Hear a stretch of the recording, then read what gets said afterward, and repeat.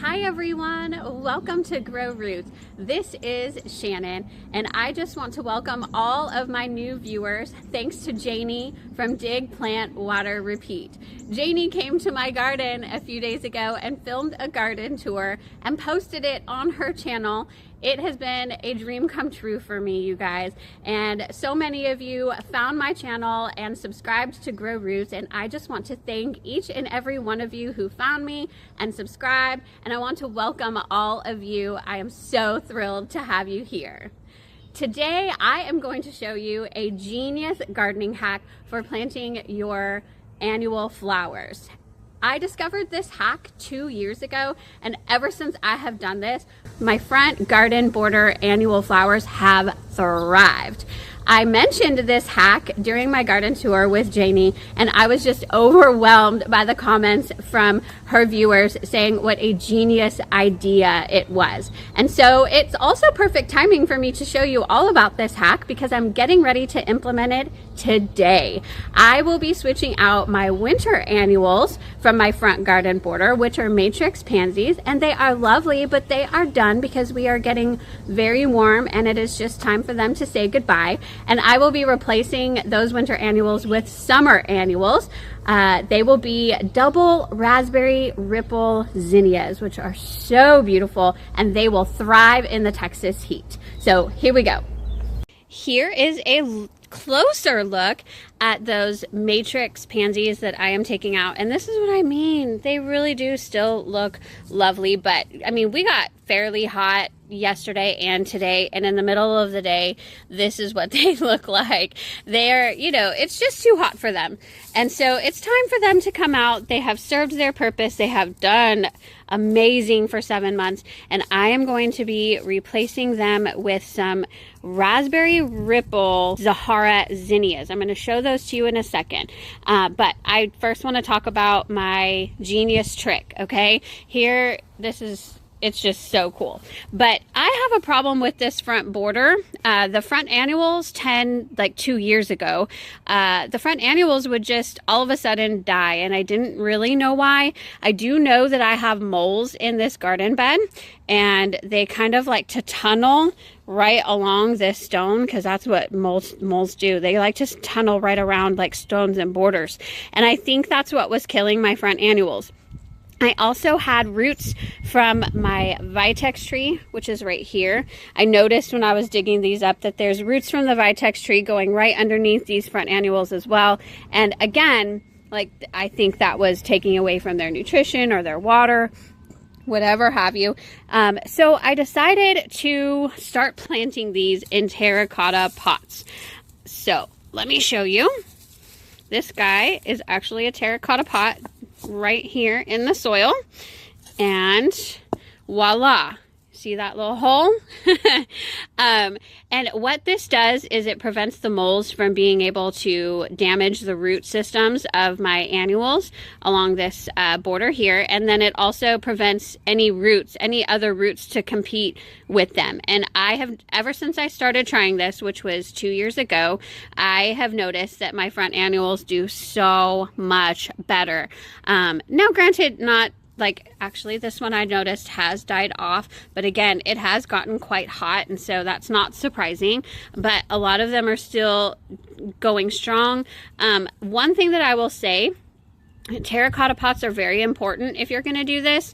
If you're hooked up to drip irrigation, terracotta pots are very important for this, because the terracotta will absorb the moisture from the soil around it, and so it will, you know, this is nice and moist, and the roots are quite happy this way, and it's also breathing in and out of the soil as well. So terracotta pots, I think, are the key to the success here, but they are just super happy, and you know, they're fine in these fairly small, this is what, a 6-inch terracotta pot. I wouldn't go any smaller than this, but I don't think I need to go bigger than this, because they're just annuals. They're just here for 3 to 6 months, and then they're taken out, and so they're happy while they're here, and then it's so easy to take them out. And all I did this year, I bought new terracotta pots, And so I grew these Zahara zinnias from seed, and they're ready to go. And they're perfectly fine. They're not going to have transplant shock when I put them in. I can put them in. I can actually do this in the heat of the day, and it will be just fine because they are already like established where they're going to be in these pots. And all I'm doing is putting these pots into the soil. So this will be a really easy front garden switch out, really super fast. But just take a look at this raspberry ripple zinnia. One of the great things that I love about this is that they start off, here's a newer one, they start off like with a lot of pink, and as they age, they kind of get more white. And so like this one is a little bit more white. And so it's just, I think it's really quite lovely. It's a beautiful, beautiful zinnia, and I'm excited to see those as the front border plant. And so, yeah, just I'm going to go ahead and put it on super speed mode for y'all, and you'll see just how quick and easy this brilliant idea is.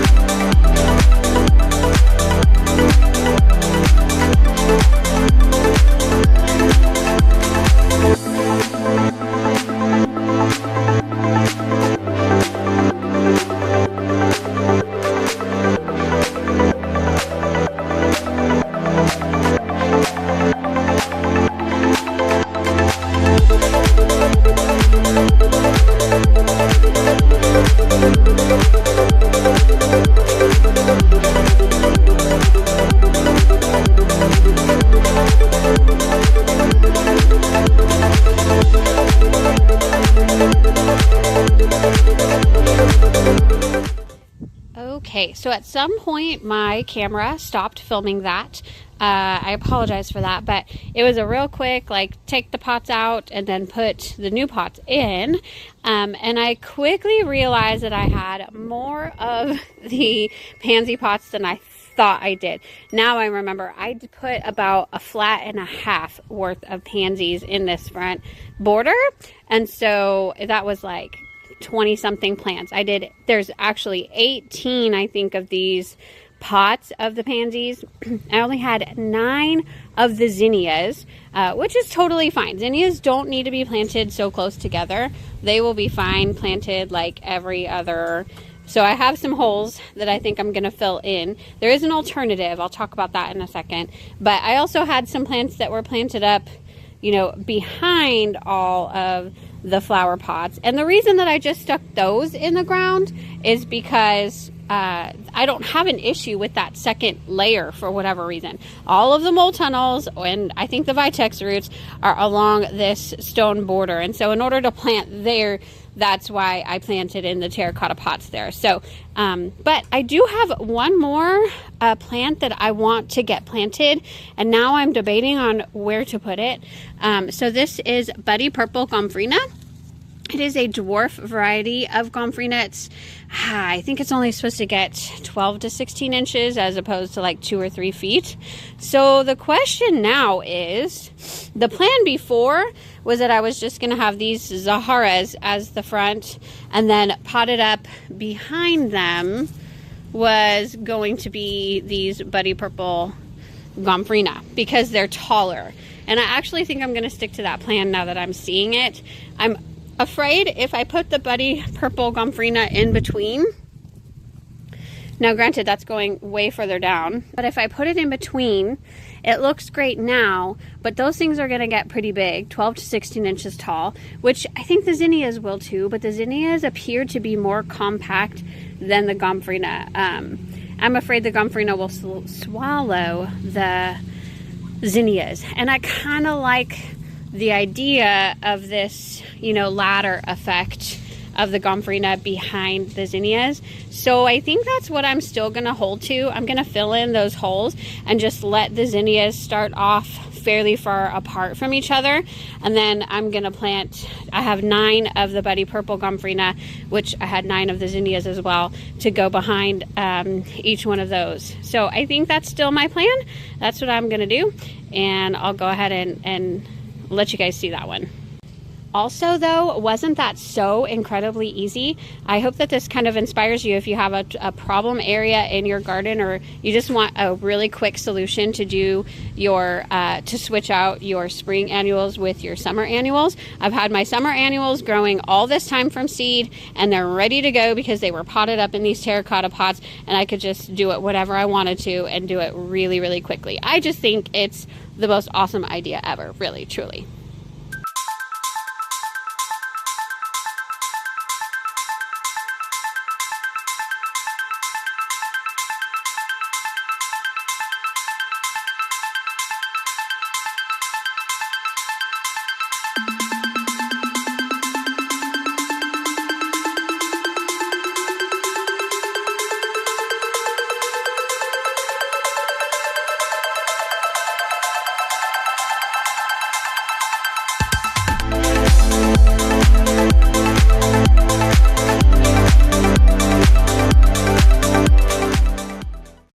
Okay, so here is the finished product.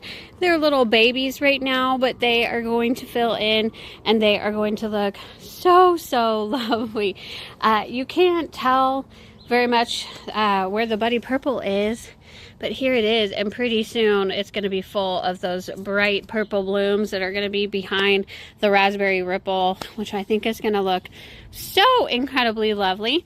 I do need to water in the Buddy Purple, but I don't even need to water in the zinnias because the pots, I mean, they were already pretty well watered, and they will soak up more water whenever our drip irrigation goes off, and they will be just fine. But so far, it is looking lovely. I have to say it was hard to get rid of all of that beautiful color, but when you get down close, it really did need to be swapped out. It really was. The pansies were really done.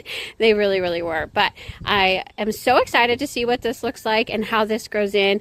Dwarf zinnias just do so incredibly well here in Texas because they are heat tolerant, drought tolerant. They attract all of the pollinators, and they are just so beautiful. I just love them. I think that's going to look absolutely lovely. So I thank you for watching today, everybody. If you liked what you saw, please subscribe to my channel. Subscribe to Grow Roots and help a girl out. It really does help my channel so much when you subscribe. And also when you comment down below and like this video, that tells YouTube that it's showing it to you for a good reason. And so please let me know, what are you growing as your front annuals this year? I would really love to know, especially if you're in North Texas. What are your summer annual go-tos?